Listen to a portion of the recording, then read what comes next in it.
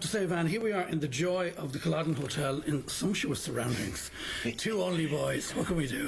First things first, you have, for as far as I'm concerned, one of the finest albums you have ever released in Keep Me Singing, just out. Thanks, Marty. Yeah. It's absolutely stunning. What is it that suddenly, at your 36th album, where you say to yourself... It was more than that. That's wrong. 36, much more so. How many is it now? It's way more than that. Is it? Yeah, way more than that. Yeah. Where is it that this constant... Counting, live stuff, compilations, it's way Oh, well, of course, the compilations, yeah. But where is it that this inspiration comes from? Where is it that you find all the time? Hard work. That's where it comes from. A place called hard work. Yeah. Graft.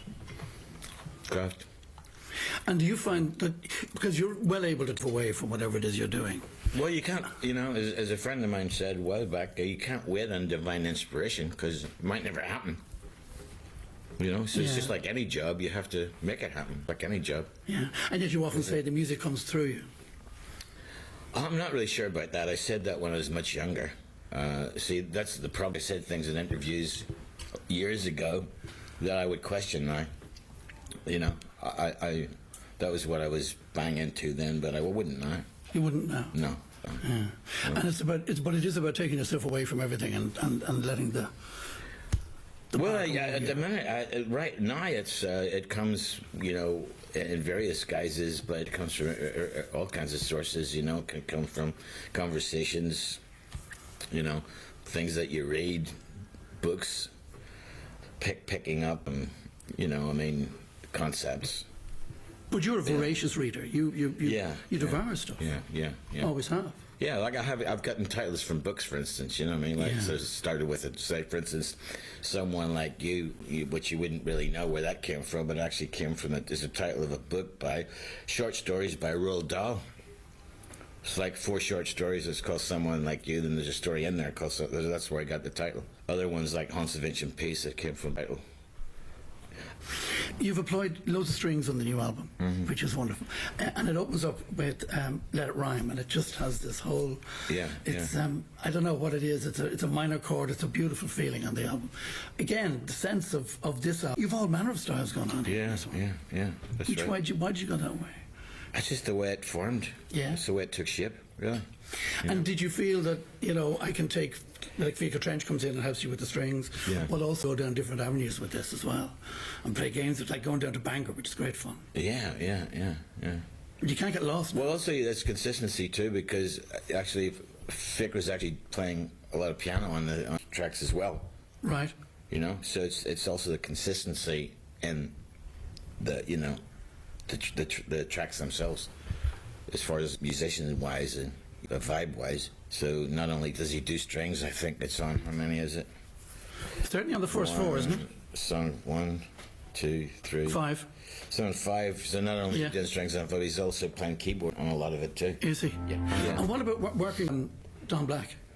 Oh, Don Black was great. I met him at BMI Awards a few years back, and actually it's a coincidence here again also, because I met him. You sent me a CD of a compilation that you put together. Correct, and Moondance was on it. And there was a song called Days Like These. Correct.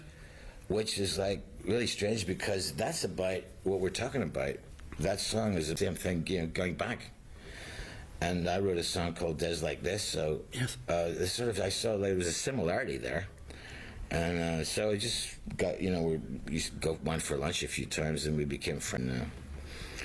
We just talk about songwriting, because we're both really into songwriters, and so I just said, well, if you have any lyrics, just give me, get them to me. So the song came out of that. And of course he's a prolific songwriter. He's written so many songs over the years. Exactly. Yeah. That was Matt Monro. Matt Monro. That's right. Matt Monro. From The Italian Job. Yeah. That's what it was. Great film. Well, it's very similar to stuff that I'm writing. So yes. That's where I connect with them, and also. It's good to work with other people too. Well, the Duets album was a huge success. Was it? They didn't tell me. They told me. This man told me here. Sony never. This man here, he knows everything. This man over Sony never told me. But that was collaboration. Where's my royalties? But that's a collaboration at an alarming level, because it's all these people. I don't think it got promoted very much, though. didn't it? No. I did what I could. I know you did. They never sent any money. I can only do so much. Okay. But working with someone like Tom Black, would you do that again? Of course, yeah. Of course I would, because you know, I feel like there's a connection with somebody. You have a connection, and you know, it can be fun as well. Yeah. You know, you're kicking around, and you know, it's always good. You know, I mean. It's always good to have buddies, isn't it? For sure, for sure. And also the fact, you know, you're out on the road now, you're writing all these songs, you're still at the peak of your powers, but you look around you and some people ain't so good anymore, and some people they don't have it like you do, which is you must feel terrific about that you're still there and you're still as powerful as ever in terms of yourself and your abilities. Yeah, well, it people with illness feels great, but yeah, that's right, and so I feel like, you know, it's just my duty to keep singing. Out in the Cold Again is a heartbreaker. Yeah. And yet there's redemption later on in the song. You're not sure where it's going, and then suddenly it's okay. Yeah. Where's that coming from? Where's it coming from? It's coming from the sense of feeling outside and then realizing that you're not. I've always felt like an outsider. Always. Is that the only child, do you think? I think it is, and I don't know if you've read the book by. I mean, probably a lot of people are going to rush out to get this book. It's called The Outsider by Colin Wilson. That was one of the books that had a great effect on me early on, as well. Nausea by Sartre, and just Jack Kerouac stuff on the road, and Dharma Bums. Yeah, and Zen Buddhism by Christmas Home. So that's a book that had a big effect on me, and I identified with that outsider. I've always identified. And happy in your own company. Yeah, but it doesn't mean that you want to be isolated all the time. But it sort of means that you're not just going along with, you're not conforming, sort of thing. You know what I mean? And so the thing about this business that I'm in, there's a lot of propaganda about you sort of like, well, these people are rock stars and pop stars, and they're cannibals, but actually they're total conformists.